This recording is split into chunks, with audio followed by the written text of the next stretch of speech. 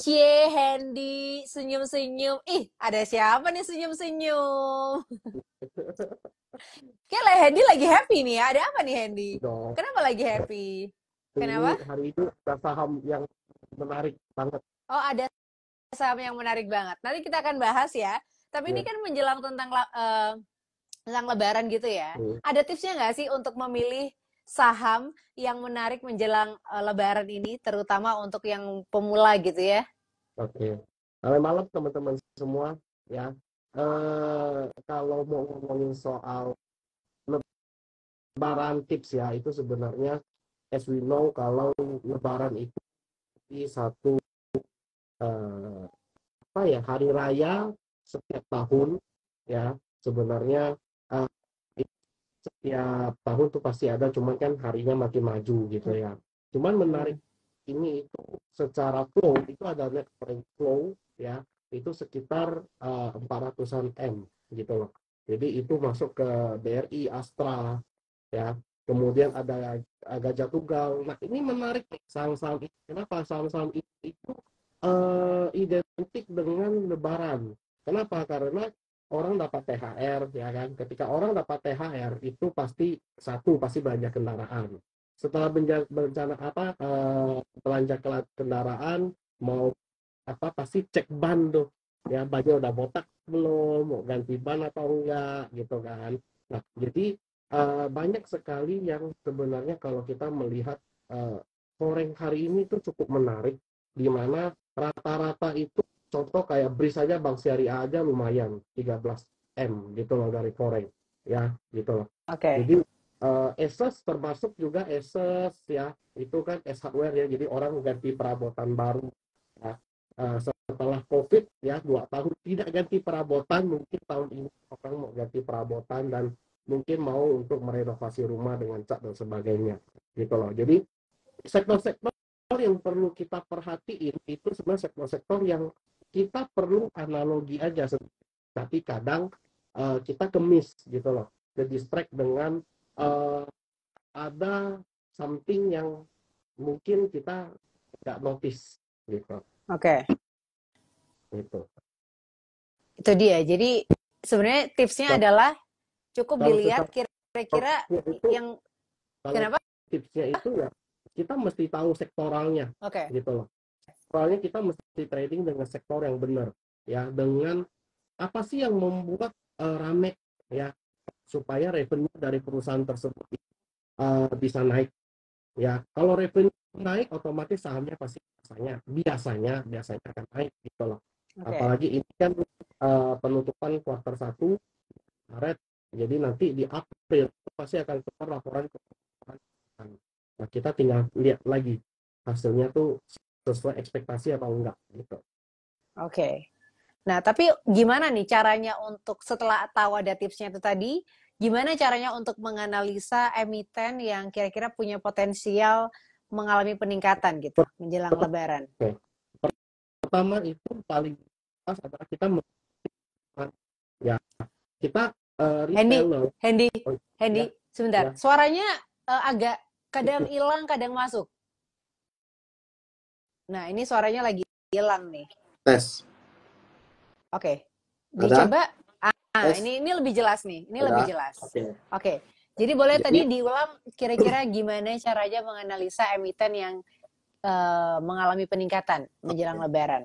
oke yang paling penting adalah kita sebagai retail ya itu pasti mengikuti big money gitu loh jadi kalau Mhm. kita mengikuti big money yang pasti menjadi acuan adalah foreign flow di mana adalah asing itu memiliki duit yang lebih banyak daripada kita investor yang ada di domestik ya meskipun ada beberapa yang domestik memiliki beberapa fund yang oke ya tapi tetap acuannya lebih ke foreign karena mengingat kalau foreign itu flow-nya itu bukan dalam jangka pendek mereka pegangnya, pasti ada jangka menengah. Mereka sudah memperhitungkan, mereka sudah melakukan analisa baik secara fundamental maupun teknikal dan mereka berani entry gitu loh.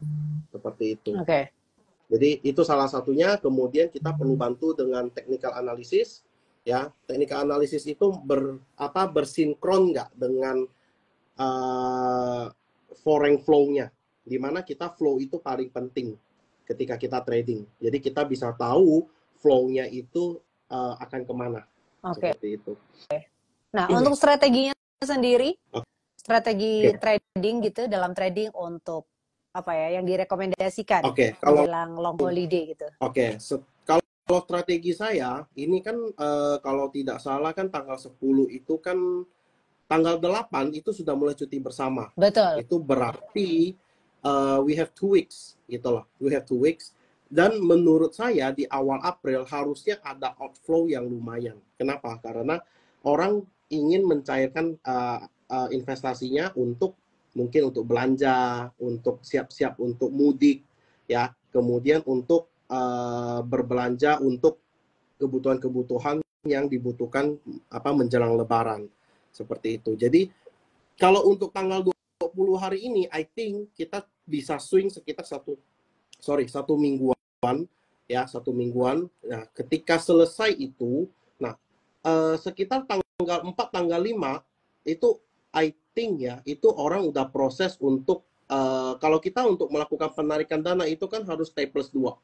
T+2 berarti tunggu setelah penjualan, kita baru bisa melakukan 2 hari ke depan untuk penarikan dana. Jadi kalau saya prediksi itu harusnya tanggal 1 sampai tanggal 3 itu akan ada outflow. Seperti itu. Jadi kalau untuk hari ini, jadi kita hanya bisa incar untuk fast trading.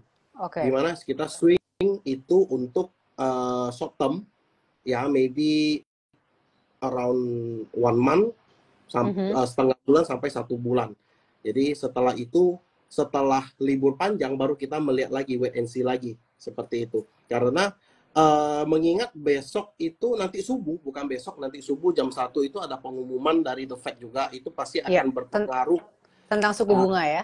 Ya, tentang suku bunga itu pasti akan berpengaruh ke market. Di mana besok juga hasil rekapitulasi dari KPU, di mana yang menentukan bahwa paslon ada 3 paslon capres yang mana yang menjadi pemenang dari pemilu 2024 gitu loh. Nah, urusan politik itu pasti ada gejolak ya. Mau siapapun yang menang pasti akan ada gejolak gitu loh. Nah, kita lihat aja seberapa parah. Kalau menurut saya seperti itu.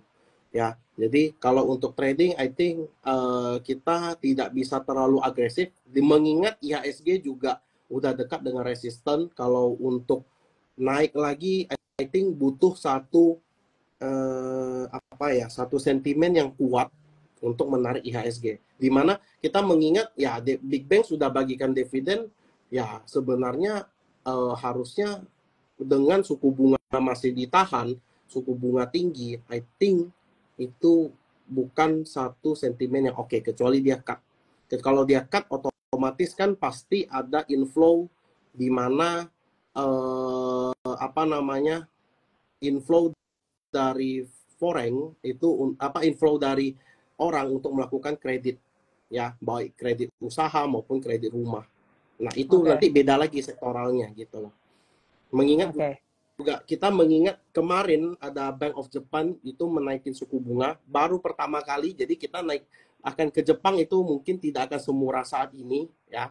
Jadi itu bisa jadi outflow dari Indonesia gitu loh. Jadi akhirnya supaya Jepang itu tidak resesi, maka dia harus menaikkan suku bunga gitu loh. Oke. Tapi kalau menjelang Lebaran gitu ya, tadi sudah sedikit disinggung juga oleh Hendy. Kira-kira sektor apa aja nih yang bisa menunjukkan kinerja baik menjelang Lebaran? Kalau di view saya itu seharusnya yang menjadi primadona adalah industri, sektor industri, di mana industri itu termasuklah ada Astra dan kawan-kawan. Kemudian ada sektor transportasi, ya, sektor transportasi itu pasti diuntungkan, di mana orang mungkin ketika dapat THR kalau untuk beli kendaraan mobil ataupun beli mobil second itu ada chances dia untuk naik. Tapi mengingat ini otomatis pasti ada consumer juga bisa menjadi salah satu sektor yang menarik, dan ada di multi finance ya. Multi finance itu ya yang paling liquid ya Devin gitu loh. paling liquid ya. Oke. Kemudian ya dari sisi basic industri dan energi kelihatannya ini oke ya, tapi menurut saya ini hanya short term ya. Nah, habis itu baru kita perhatiin lagi. Tapi yang menjadi concern utama saya adalah retail ya. Kita termasuklah ada consumer ya, kemudian ada industri, ada multi finance ya, kemudian transportasi. Menunjukkan kinerja baik menjelang Lebaran ya. Ya. Dan jangan lupa Oke. di Jawa itu kan banyak tol ya. Ya. Orang mudik kan Ya. pasti lewat tol. Yes. Nah, ya tol kayaknya cuma 2 ya di IHSG ya. Saya sih lebih pilih BUMN sih kalau untuk tol, lebih banyak dipakai. Oke, oke. Tapi ini kan tadi juga kita ada sempat bahas juga kalau misalnya Lebaran itu akan libur panjang gitu ya. Bahkan Betul, cuti bersama katanya udah tanggal 8 ya, 8 betul, April gitu betul. kan. Ini kira-kira dampaknya akan mempengaruhi pasar saham itu seberapa besar sih, dan kira-kira apa aja yang perlu diperhatikan oleh Uh, trader dan juga investor? Oke, based on my experience sebenarnya itu outflow itu sebenarnya hal yang wajar karena orang sudah cuan ya dari window dressing dari Januari effect dan di hold sampai hari ini. Itu sebenarnya sektor ya kalau dia outflow pun sebenarnya nggak masalah sebenarnya, cuman karena mengingat banyak gejolak geopolitik dan ada dari uh, dari kebijakan-kebijakan dari dunia termasuk US ya, itu mesti kita perhatiin aja gitu loh. Jadi kita mesti lihat side by side-nya seperti itu. Jadi perlu kita lebih pilah-pilah lagi dalam informasi. Jadi kita bisa tahu mana yang oke. Seperti itu. Oke. Untuk resikonya sendiri seperti apa nih menjelang Lebaran, dan bagaimana kita how to handle it gitu? Resiko itu pasti orang akan FOMO. Nah, seperti pada dasarnya itu kalau orang udah FOMO itu pasti main HK aja gitu loh, tanpa analisa dengan orang ngomong HK gitu loh. Nah, itu yang menjadi PR sebenarnya ya. Perlu kita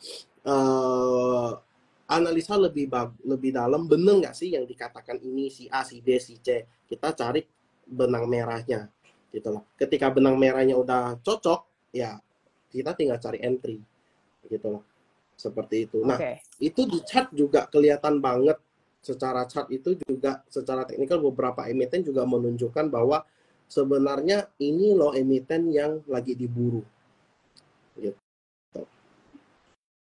Jadi itu sudah ada resikonya. bocoran ya sebenarnya. Iya, jadi actually kalau dari sisi saya untuk resiko ya sebenarnya resiko di trading di ini kita memanfaatkan momentum ya, momentum di mana orang sudah bisa sudah bisa melakukan mudik, kemudian liburan panjang, jadi resikonya ya sebenarnya pasti akan ada cash out seperti yang saya ngomong kemarin tadi ya, itu akan ada cash out dan itu yang perlu kita perhatiin ya. Ketika orang cash out kita melihat lagi ya, apakah ada flow yang menahan. Nah, kadang kan sometimes kan kita pernah dengar buy on rumor, sell on news ya. Jadi kadang itu pasti ada sesuatu dari perusahaan ini yang menunjukkan bahwa kinerjanya oke gitu loh, baru dia naik.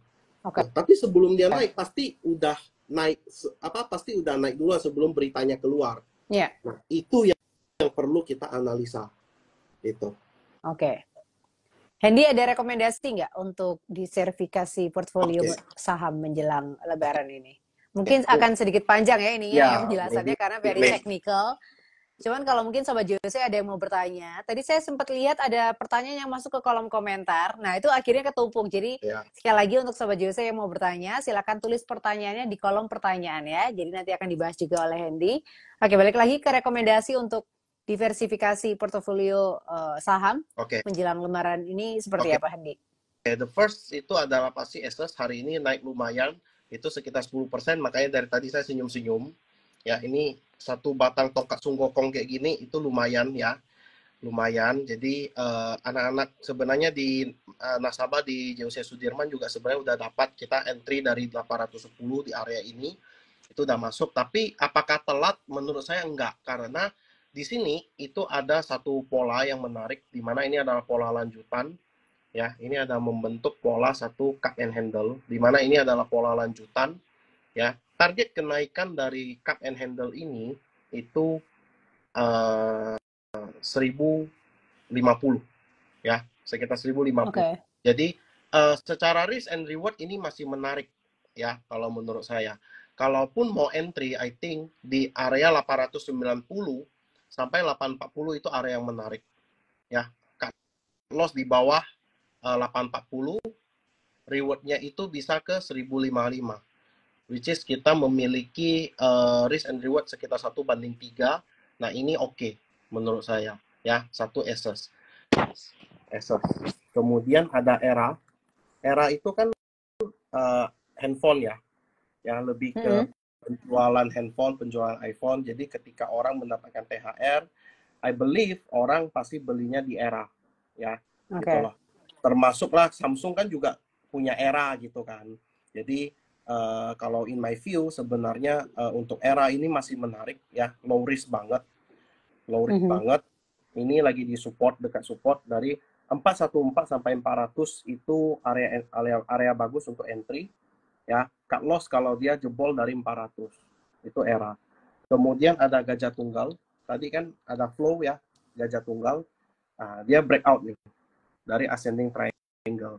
Target kenaikannya itu sampai 1400, ya. Sekarang kalau mau entry untuk Gajah Tunggal itu 1200 sampai 1185. Cut loss di 1170. Rewardnya itu bisa ke 1400, sekitar 16%. Ya, kenaikannya masih menarik banget, ya. Kalau kita ngelihat dari ini, saya pakai sebelah, ya. Jadi supaya kelihatan GJTL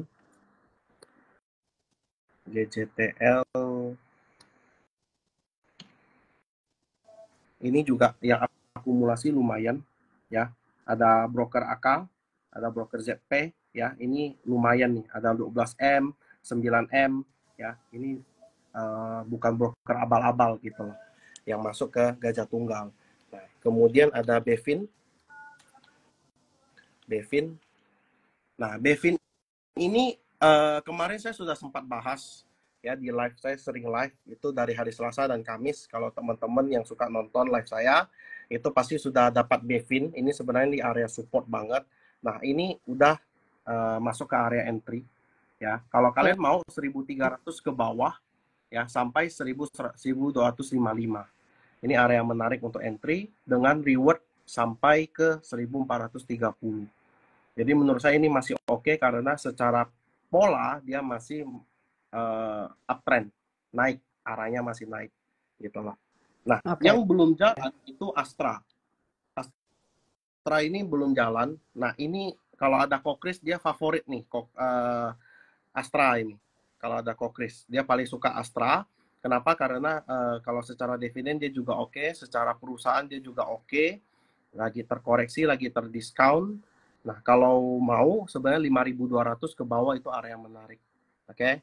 Rewardnya itu di sini ada gap kecil di 6.000, ya, kurang lebih ada 10% itu masih oke. Ya, itu untuk Astra. Next ada ASLC, ya. Kita beli mobil pasti ada dua jenis, mobil bekas ataupun mobil yang crash, ya. Nah, kalau mobil bekas, by view itu ASLC ini oke. Ya, ini anak perusahaan dari ASA. Jadi kalau mau itu 117 sampai 113. Itu first support, last support itu 108. Ya, cut loss di 106. Jadi kalau menurut saya ASLC ini masih oke. Reward, nah, dia kalau dia breakout, dia menjadi satu pola yang lumayan saya suka, itu double bottom, ya, dimana double bottom ini targetnya itu bisa jauh, ya. Target dari double bottomnya kalau dia breakout dari 130, maka targetnya bisa ke 180. Secara risk and reward ini masih menarik kalau menurut saya. Bentar, agak susah ya pakai satu tangan, sebentar ya.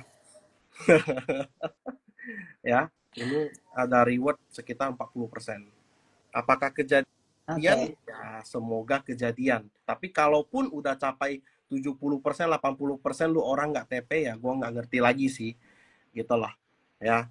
Nah, ASLC ini termasuk saham yang menarik ya. Nah, Mhm. ini boleh kalau untuk diperhatiin ya. Termasuklah ada Unilever ya. Oke. Unilever ini saham big caps ya. Memang polanya masih downtrend, tapi secara short term dia ada membentuk satu pola yang menarik, yaitu ascending triangle, dan dia udah breakout. Support sekarang 2740 sampai 2700. Cut loss di 2680. Rewardnya itu bisa ke 3000. Ya, sini ada gap, di sini 3240, di sini ada gap. Ya, saya berharap sih dia tutup gap di sini. Ya, dia tutup gap di sini, ya nanti baru bikin pola lagi atau pola apa, baru dia lanjutkan kenaikan seperti itu.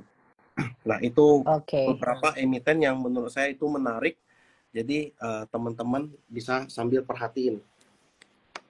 Ingat, Oke. Sudah dapat banyak ya rekomendasinya malam hari ini ya dari Hendy ya. ya oke, itu dulu. Itu Kalau mau dulu. Udah kalau banyak mau tapi masih kalau masih mau itu dulu lebih gitu ya. kalau mau lebih banyak, ingat buka rekening di JUC Sudirman AO 280 ya. Tetap jualan ya, Oh, bisa jelas. banget ya. Iya dong. Padahal belum dibahas ke sana udah ini ya, udah inisiatif Iya, ya. inisiatif.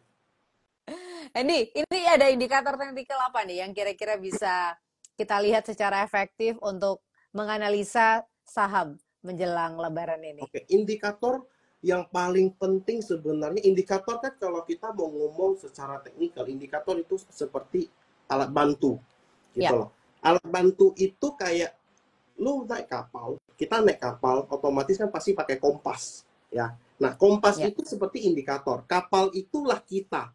Kita yang menentukan arahnya. Kompas itu membantu. Nah, sama dengan oke. indikator. Kalau indikator, kalau saya sering pakai itu moving average. Ya, moving average itu sekitar moving average untuk short term moving average 10, untuk long Mhm. term saya lebih memakai moving average 50. Medium term. Long term saya pakai 200. Jadi tiga moving average itu saya lebih pakai karena saya bisa menilai secara short, medium, dan long. Gitu. Tinggal ubah Oke. ke time frame-nya yang kecil. Time frame misalnya time frame 1 jam, time frame 15 menit gitu. Itu baru kita perhatiin satu persatu. Seperti itu. Nah, dan yang penting adalah kita perlu ingat trend is your best friend. Sering kita mendengar bahasa itu. Jadi trend itu tidak bisa luput dari ketika kita trading. Ya, ketika saham itu downtrend dan tidak ada tanda-tanda untuk dia melakukan pembalikan arah, jelas itu tidak perlu kita tradingkan. Tapi Oke. kalau misalnya dia setelah downtrend dia ada membentuk pola sideways, ya. Pola sideways itu menarik, ini seperti ini. Kayak Unilever. Ini kan sebenarnya pola sideways, ya. Ini kan sebenarnya pola sideways. Hanya saja kalau kita melihat struktur dari market itu kan dia tidak bikin terendah selanjutnya atau new low sebutannya. Kalau dia kayak gini, dia tidak bikin new low, ini kan low, ini high. Kemudian ini bikin higher low, dia bikin higher high. Nah, ini udah secara short term, dia sudah memenuhi syarat untuk dia uptrend. Short term, ingat. Tapi long termnya, ya jelas dia masih downtrend karena arahnya masih turun. Tapi kalau kita bisa memanfaatkan momentum seperti yang saya bilang, kalau dia bisa sampai ke 3240 Unilever, ini kita udah cuan sekitar 17%. Kenapa momentum ini kita nggak ambil? Benar nggak? Lumayan gitu loh. Meskipun saham Oke. itu downtrend. Yang penting adalah kita perlu tahu, oh saham ini itu sudah memenuhi syarat untuk uptrend belum? Kalau sudah, ya boleh. Nggak masalah. Gitu loh. Oke. Jadi kalau misalnya menjelang Lebaran ini lebih baik kita fokusnya ke invest jangka panjang atau trading yang jangka pendek? Kalau kalau di view saya itu sebenarnya manfaatin momentum ya maksimum jangka menengah. Maksimum. Jangka menengah itu bagi saya itu 1 sampai 3 bulan. Ya, Oke. menengah. Itu 1 Jadi sampai 3 bulan itu menengah ya? menengah. Kalau bagi saya ya. Kalau pendek, Kalau kalau pendek, kalau ber- kalau pendek itu 1-2 minggu. oke, Ada yang pendek itu di bawah 1 sampai 2 pendek minggu itu ya. ada yang lebih pendek lagi. Itu biasanya Oh, cuma 3 hari, 4 hari itu ada lagi. Ada bahkan yang oke. menyitan lagi gitu loh. Jadi kita mesti menyesuaikan dengan market. Kalau saya untuk menjelang Lebaran ini, I think itu kita bisa hold sampai laporan Q1 keluar. Di mana Oke. apakah sesuai ekspektasi atau enggak gitu loh. Kalau sesuai ekspektasi itu oke Oke. menurut saya. Jadi Gitu. kalau jangka pendek banget itu 1 sampai 2 minggu gitu ya. Jangka pendek tuh 3 bulan. Kalau jangka panjang? Sorry, jangka pendek itu 2 minggu, Satu sekitar 2 2 minggu, 1 sampai 2 minggu. minggu. Nah, Medium. kalau menengah bagi saya itu 3 bulan, Menengah. 1 sampai 3 bulan. Nah, Oke. Kalau itu panjang? ada lagi yang yang lebih ini, maksudnya menengah itu dia bisa jadi 2. Menengah yang lu 3 bulan atau ada yang 6 bulan. Oh, oke. Nah, gitu loh. Nah, kalau long term jelas pasti 1 tahun ke atas. Nah, cuman Oke. kalau kita ngomong 1 tahun, jarang ada emiten ataupun sektor tertentu, kecuali finance, big banks yang bisa kita hold bertahun-tahun. Oke. Gitu. Nah, kalau untuk kayak sektoral yang lain itu pasti dia muter. Dia pasti muter gitu loh. Kayak kemarin 2022 kita bicara soal komoditas. 2023 kita di awal kita berbicara soal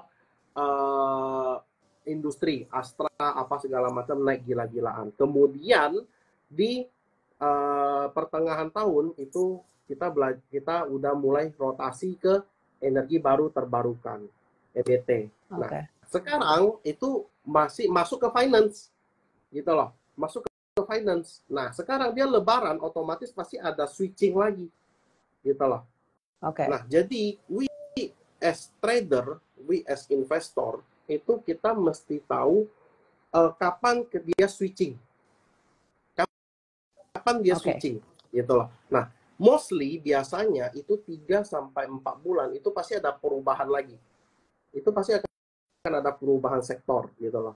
Nah, nanti di Mei itu pasti ada cerita baru lagi, ya. Itu nanti baru kita perubahan lagi, gitu loh. Nah, sekarang kita fokus ke Lebaran, ya pasti seperti sektor yang tadi saya bilang, industri lah, transportasi lah, ada tol lah, ya infrastruktur, ya kan. Nah, itu yang perlu kita perhatiin, seperti itu. Oke. Jadi harus tahu switch-nya gitu ya, kapan waktu switch-nya gitu ya. Nah, jadi biasanya kesalahan umum apa nih yang sering dilakukan oleh trader pemula menjelang mungkin misalnya baru mau Lebaran, baru mau nyoba atau segala macam, itu kesalahan umum apa yang biasa mereka lakukan dan bagaimana untuk avoid it, menghindari itu? Kalau menurut saya biasanya orang itu cenderung kalau udah naik baru dia cepat beli. Kebanyakan seperti itu. Jadi ketika dia sudah naik kenceng banget, udah naik 20-30%, baru dia masuk. Dia cari entry. Oh iya bener loh kata si A, oh bener loh kata si B, ya udah gue coba masuk. Ketika dia masuk dan ternyata plannya gagal, nah mostly orang itu tidak mau akui kalau dia tuh salah posisi. Oke.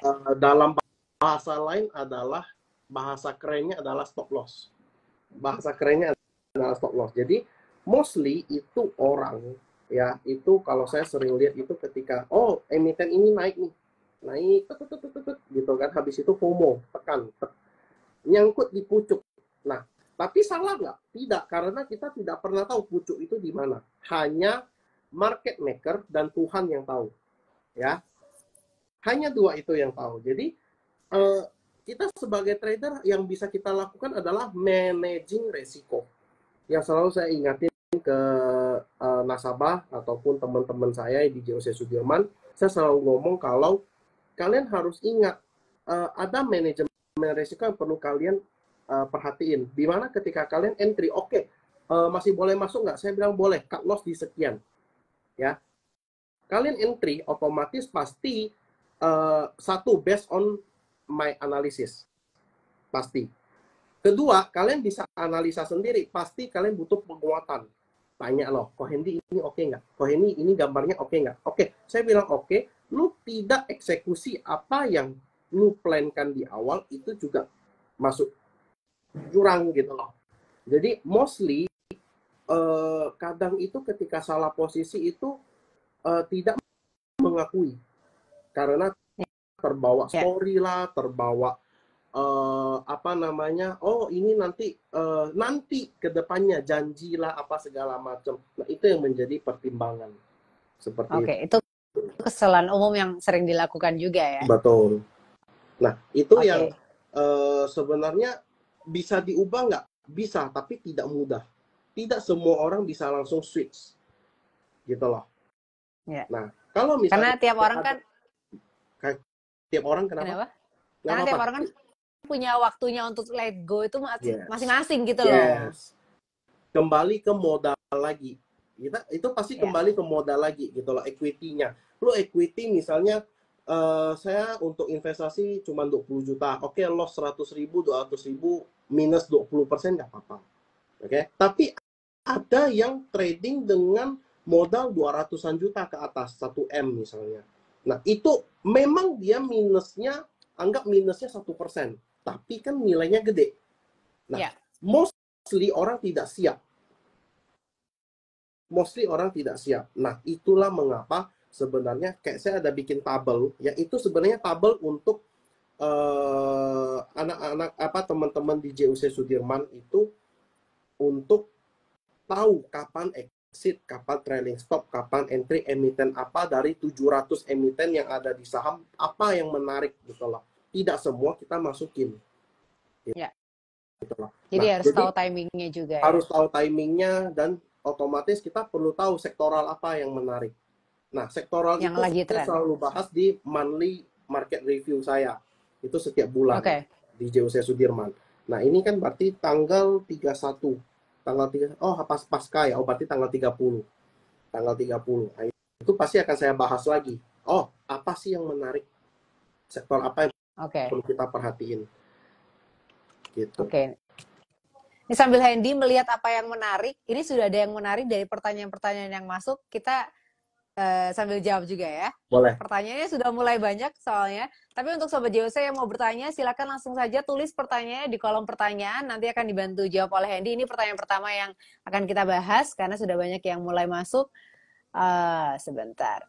Ini dari pertanyaan pertama yang sebelum kita mulai aja, Hendy baru masuk, dia udah nanya nih ya.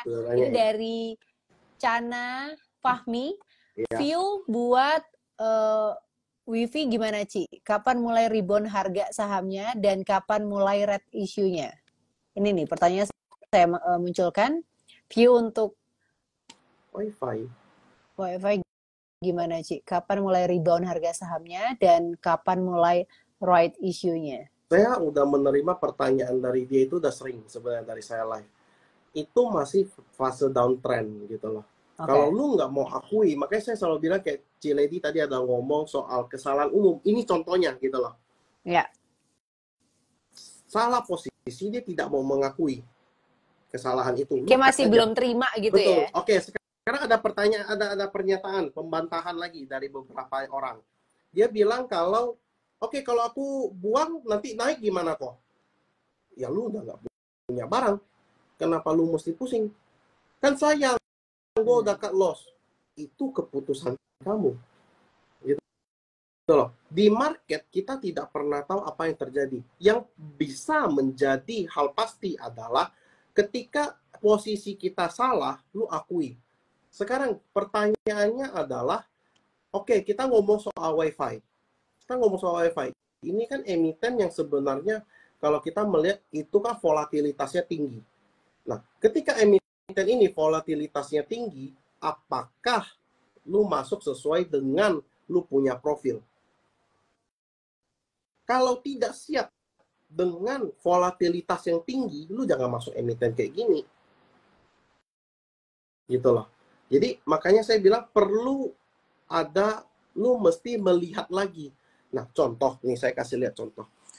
Contoh ciri-ciri emiten yang sebenarnya volatilitasnya tinggi. Ini kan namanya candle ya. Ini kan ada namanya candle. Ketika dia candle, kalian lihat ini jarumnya ini seberapa panjang. Kalau mostly kalian lihat ini mostly ini kalian lihat ini jarumnya bisa 3%. Rata-rata 3%. Lu siap nggak dengan loss 3% itu? Volatilitas 3% itu lu siap nggak gitu loh. Nah, even yang paling panjang ini pun dia volatilitasnya bisa sampai 17%. Ini even udah mau ARB loh. Siap nggak? Kalau ternyata kita nggak siap, lu nggak akan masuk emiten kayak gini. Lu nggak masuk emiten kayak gini. Ini contoh nih. Kalian perlu ukur. Ini volatilitasnya seberapa tinggi. Ini volatilitasnya aja 5% jarumnya gitu loh. Berarti lu jangan masuk emiten kayak gini kalau lu nggak siap. Kalaupun mau masuk, tidak boleh masuk gede-gede. Oke. Tidak boleh masuk gede-gede. Karena kenapa? Dia volatilitasnya tinggi. Ketika volatilitasnya tinggi, berarti emiten tersebut itu cara geraknya itu volatil. Kalau kita tidak siap dengan volatilitas itu, kita jangan masuk. Oke. Jadi jangan masuk ke saham-saham yang volatilnya Betul. tinggi gitu ya. Itu kembali, kalau saya bisa nggak? Saya bisa. Saya tinggal potong pasang, kalau di JOC kita kan ada namanya order lead ya. Itu tinggal pasang untuk stop loss selesai. Kalau stop loss kena ya sudah. Tapi kalau ternyata dia tidak kena, ya kemudian dia naik lagi ya sudah, berarti stop lossnya dinaikin. Oke. Nah, Oke. kadang Memang tergantung jam terbang juga ya. Iya, ada salah satu ada itu. Gimana untuk menaikin cara jam terbang? Ya otomatis lu harus disiplin. Kalau lu nggak disiplin apa? Mau 5 tahun pun jam terbangnya tetap segitu. Contoh, kita pakai pilot ya, kita pilot naikin, tapi tiap kali kita naik, tiap kali kita take off, pasti tidak lupa pencet, misalnya ada pencet satu tombol atau apa, pasti lupa pencet itu tombol terus. Ya, bagaimana bisa take off? Nggak akan bisa take off juga, gitu loh. Meskipun udah di atas, lu lupa, ya pesawatnya jatuh gitu loh. Ya kan? Jadi, sebenarnya yang menjadi permasalahan utama yaitu karena psikologi orang kita nggak tahu siap nggak. Makanya kadang-kadang emiten-emiten seperti ini saya cuma sediakan di soliter, JOC soliter. For FYI saya ada satu channel khusus untuk fast trade dan itu tidak semua orang bisa masuk. Saya filter orangnya. Gitu. Oke. Kita lanjut ke pertanyaan selanjutnya kali ya, karena ada banyak pertanyaan juga. Oke, ini pertanyaan selanjutnya dari Dea Santika. BMRI turun karena ex dividen. Kalau mau masuk buat invest, bagusan masuk di harga berapa? Ini kalau saya karena perbankan di caps udah ini ya pembagian dividen juga ya soalnya ya. Kalau saya sebut, kamu jangan kaget ya, saya mau nego di 6.000. 6.000. Harga 6.000. Kalau sekarang mau masuk, paling untuk fast trade, mentok ya dia tutup gap di 7225. Itu ada gap 7225. Oke. Nih, paling untuk ini memang lagi di support banget memang. Ini saya hapus dulu biar nggak pusing. Ya, ini memang dia lagi di support banget. Ya paling dia cuman untuk tutup gap di sini. Ini kan ada gap down ya karena ex dividennya seberapa besar. Nah, ketika dia lu turun ya, ketika dia naik berarti maksimal cuma sampai 7225. Setelah itu ya udah gitu loh. Karena ada sentimen apa lagi Mandiri, Big Banks? Nothing gitu loh. Hanya tunggu laporan keuangan Q1 bagaimana. Kalau Q1-nya bagus, inline dengan konsensus, oke. Dia bisa naik lagi. Tapi kalau tidak inline, ya kan, gitulah. Jadi kalau kamu mau ngomong untuk invest, saya tunggu di 6.000 di sini. Ini 6.000. Di 6.000 ya. Oke. Untuk BMRI ya. Ya, Mandiri. Untuk Bank Mandiri ya. Betul. Terima kasih. Terima kasih Dea Santika. Pertanyaan udah dijawab oleh Hendia. Jadi masuknya di harga 6.000 tadi. Oke. Selanjutnya saya ingetin lagi ya untuk Sobat JOC yang mau bertanya. Tadi saya sempat lihat ada pertanyaan lagi yang masuk ke kolom komentar. Jadi agak ketumpuk di atas. Jadi yang mau bertanya silakan tulis pertanyaannya di kolom pertanyaan ya. Oke, pertanyaan selanjutnya. Ini sebelum masuk ke pertanyaan tadi ini ada Koko Granly menyapa Hendy dari JOC Manado ya. Halo Koko Granly. Oke. Ini pertanyaan dari Itsanspra, apakah ada strategi khusus untuk mengidentifikasi emiten-emiten yang mungkin mendapatkan angin segar dari perubahan perilaku konsumsi selama bulan puasa? Ada tadi itu kok, Hans, itu ya seperti saya bilang itu Asus. Ya tadi kalau nggak salah saya baru dapat satu berita di mana Asus itu sebentar mana beritanya? Asus sebentar hilang beritanya. Oh ini. Hah? Bentar. Beritanya hilang Hilang. kemana nih maksudnya? Beritanya hilang. Tadi saya udah cari, udah ketemu beritanya. Oh, ini Februari operasional update-nya. Dia naik 15%. Same store growth. Jadi dia menilai secara store yang sama growth-nya itu seberapa tinggi. Dan secara kalau kita lihat dari Februari itu growth-nya itu 15,3%. Ya, disebabkan oleh ya volume ini dari musiman Chinese New Year, ada Kyonghian, kemudian ada di bulan Maret ada orang persiapan puasa untuk kemudian untuk Lebaran gitu loh. Jadi volumenya itu naik otomatis. Kalau kita melihat dari penjualan Asus itu mostly itu menarik banget. Itu salah satu yang menjadi contoh bagaimana apakah dengan perubahan perilaku ini emiten tersebut menarik kok. Jadi kalau kita ngelihat sesuai data itu sesuai gitu loh. Chart dengan beritanya tuh sesuai, bukan yang kalau istilah orang saham itu biasanya sebutnya digoreng. Itu enggak gitu, karena Asus itu ada fundamental yang menopang dia supaya dia sekarang bisa sampai 900-an. Makanya saya menarik dari tadi, saya menarik itu di Asus karena apa? Karena itu benar satu emiten yang hari ini akumulasinya lumayan tinggi untuk foreign. Seperti itu. Oke, itu dia ya. Terima kasih Itsanspra untuk pertanyaannya. Pertanyaan selanjutnya ini dari Ltrader79. Cuan TPIA gimana ko? Cuan TPIA hari ini lagi di resisten ya. Kalau menurut saya sih, saya lagi nego dia tunggu di 5.000 ya. Saya lagi tunggu dia di 5.000. Kejadian atau enggak ya, saya berharapnya kejadian gitu loh ya. Kalau untuk cuan itu dia new low, saya belum terlalu suka ya. Tunggu dia bisa break dari ini, dia ada satu downtrend area. Ini saya kasih lihat, dia ada satu downtrend area ini. Kalau dia bisa break baru saya mau masuk. Ini berarti di sekitar area 6.200-an, 6.200, 6.300 ya. Jadi kalau lewat area ini saya baru menarik ya. Ditambah di sini kan memang ada atap ya, resisten. Gitu. Ya, kalau dia bisa lewat ini baru saya spekulasi untuk entry. Nah, dia mau bikin pola apa kita nggak tahu gitu loh. Jadi biarin dia beres dulu penurunannya, koreksinya, baru kita spekulasi entry. Masuk telat itu nggak apa-apa, tapi ada garansi dia naik. Dibanding kita beli terus nangkap pisau jatuh, tapi kita nggak tahu kapan dia naik, gitu. Itu untuk yang cuan ya, atau yang TPIA? Cuan ya. TPIA itu saya masih support di 5.000 sih. Dari kemarin kelihatannya 5.000 itu masih ketahan. Terima kasih untuk Ltrader pertanyaannya.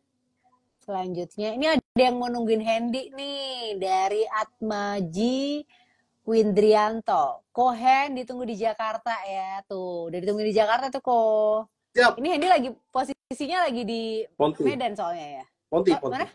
Lagi di Ponti ya? Lagi di Pontianak. Keliling-keliling Indonesia ya? Iya. Jangan-jangan anggota tim sukses nih, bukan ya? Sudah lewat. Karena sudah lewat, makanya saya berani ngomong. Kalau belum lewat, saya nggak berani ngomong. Lagi di Pontianak. Tapi aslinya Juni nanti saya ke Jakarta. Juni ke Jakarta tuh ya. Ini sekarang posisinya lagi di Ponti, tapi aslinya dari mana? Ponti. Stay-nya di Ponti ya? Kirain lagi jalan ke Ponti. Ini pertanyaan. Lagi di rumah. Lagi di rumah. Ini tadi Atmaji ini ada nanya, Hendy. mau nanya untuk view MBMA. New low, nggak suka. Ini MDKA. Nah, MDKA hari ini ada nego 400T. 400T, sorry, 400M.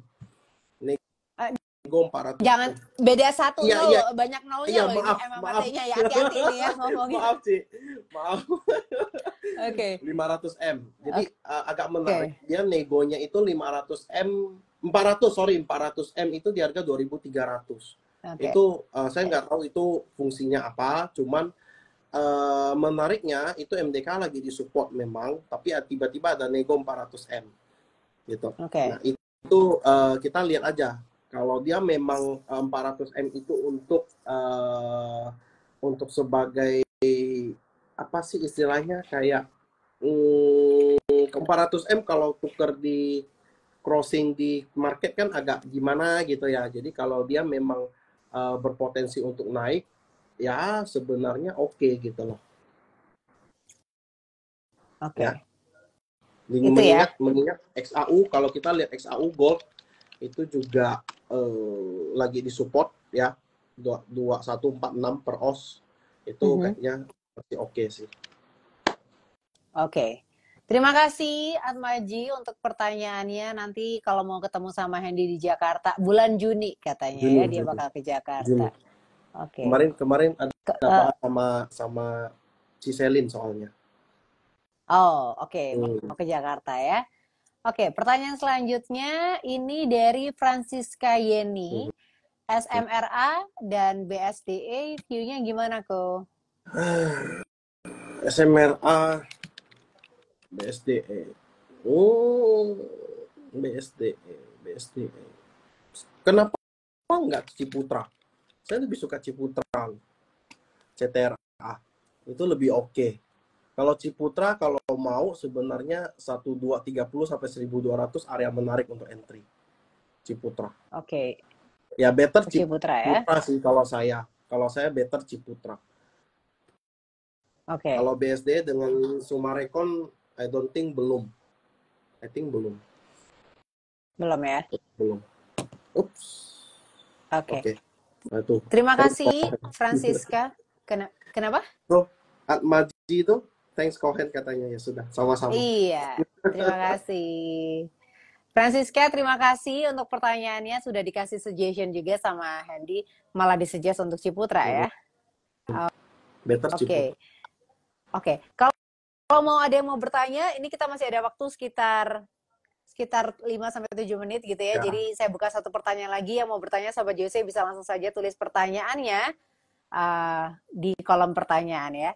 Ini kalau sebelum ada yang menjawab pertanyaan juga, ini buat Sobat Jose yang mau mendaftar, bisa langsung saja. Ini link registrasinya, register.juc.co.id ya. Sekali lagi yang mau mendaftar ada link registrasinya. Ini register.juc.co.id. Kita juga punya aplikasi. Aplikasinya JUC ini ada di desktop, Windows gitu ya, namanya Join. Di iOS sama Android juga ada Join Mobile 2, Join Mobile 2 gitu ya. Nah, untuk Sobat JOC yang mau mendaftar jadi nasabahnya JOC Sekuritas, ini ada kode AO dari Hendy, tadi udah disebutkan, boleh diulang lagi kode AO-nya, account acquisition-nya. 280. JOC 280. JOC 280 ya, 280. Itu kode AO dari Hendy. Jadi bisa langsung saja kalau mau join, bisa langsung ya pakai kode tersebut. Oke, ini ada satu pertanyaan yang masuk. Ini dari Eric. Ini dia. Ini the last question, I think. Oke. Nggak kelihatan, Ci. Beneran, Ci. Hilang. Nggak kelihatan. Iya, nggak apa-apa. Saya bacain. Iya, nggak apa-apa. IMJS sama LMAS ya? Hah? IMJS. IMJS sama ini L apa I ya? IMAS. Oh, IMAS. Iya, IMAS ya kan, bener kan?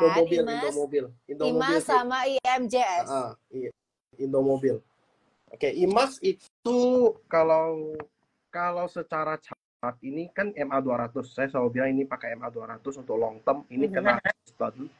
Kalau mau sebenarnya di sini 276 282 ya, itu area yang menarik untuk entry ya di sini.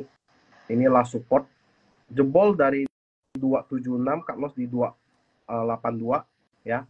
Targetnya ya di sini di resisten 310 sampai 316. Nah, pertanyaannya kalau dia breakout gimana? Ini tinggal lu naikin. Ini resisten tinggi jadi support gitu loh. Ya, kalau jebol 310 ya kamu buang. Ya, seperti itu. Jadi ini plan pertama kayak gini ya, 3282 sampai 276. Ya, plan kedua ya kalau dia breakout lewat 310. Coba kita cek IMJS. Itu yang barusan ini untuk IMAS ya? IMJS. Oh, IMJS. Oke. IMJS so far sih belum terlalu ini ya. Sellernya ada, yang narik juga ada. Ini kayaknya belum sih. Kalau secara Blocksum ya. Kalau secara Blocksum ini belum menarik. Kalau IMAS ini di support terakhir ya, support terakhir. Paling kalau mau ini jebol 1385 ya buang. Tapi kalau dia bisa kuat ya, ini dia berpotensi membentuk ascending triangle. Sebentar hilang. Oke. Nah, dia berpotensi membentuk ascending triangle. Ya. Neckline-nya di 1600 sampai 1630. Oke. Nah, ini. Intinya adalah dia harus mempertahankan 1385. Ya. Itulah jebol 1385 buang. Secara risk and reward sebenarnya ini oke, cuman tolong diperhatiin untuk likuiditas ya, teman-teman, jangan main HK aja. Ya, ini bukan emiten yang seperti Bank BRI, Bank BCA ya, kalian bisa masuk sesuka hati. Ini emiten agak tipis ya, tolong diperhatiin untuk likuiditas, ekuitas diperhatiin itu. Ya, IMJS dan IMAS. Itu. Oke, terima kasih Erik untuk pertanyaannya sudah dijawab juga oleh Hendy. Ini ada yang nanya juga, Julia, di save nggak live-nya ini? Iya, nanti akan saya save. Nanti bisa mungkin Sobat Jose yang tadi mungkin baru join di tengah-tengah bisa lihat rerun-nya lagi dari awal. Kita sudah banyak membahas topik mengenai saham yang menarik menjelang Lebaran. Terima kasih banyak Hendy untuk waktunya, udah kasih insight-nya, udah kasih ilmunya juga, udah kasih knowledge-nya untuk kita semua. Terima kasih banyak. Iya, nggak berasa ya kalau ngobrolnya seru, emang nggak berasa. Iya, nggak berasa. Terima kasih banyak ya. Thank you. Terima kasih juga pastinya untuk Sobat JOC yang sudah bergabung malam hari ini di Juice You Up. Terima kasih, nanti kita ketemu lagi sama Hendy. Kapan nih? Ada jadwal lagi nggak, Hen? Di April. Saya ada beberapa April, kali, ya? saya ada jadwal dua kali harusnya. Nah, kalau mau, Hendy ada setiap Kamis saya ada live, Selasa Kamis saya ada live. Live yang Kamis itu biasa saya tidak saya save. Oh, gitu. Supaya feed saya tidak banyak. Feed saya tidak banyak. Oke. Tapi pastinya sekali lagi terima kasih banyak ya. Kalau mau trading bareng aku, ingat register di JUC ya. Registrasi AO 280. Oke? Oke. Sempat loh. Mau closing aja masih sempat loh. Harus. Oke. Terima kasih banyak ya. Ini kok Grandly, see you tomorrow ya. Besok juga kita ada IG live di IG-nya JUC. Di Jasa Utama Capital. Kita ketemu lagi besok ya. Terima kasih banyak Hendy. See you everyone. Saya Lady Leo pamit. Hendy juga pamit. Bye-bye. Selamat malam. Bye, malam.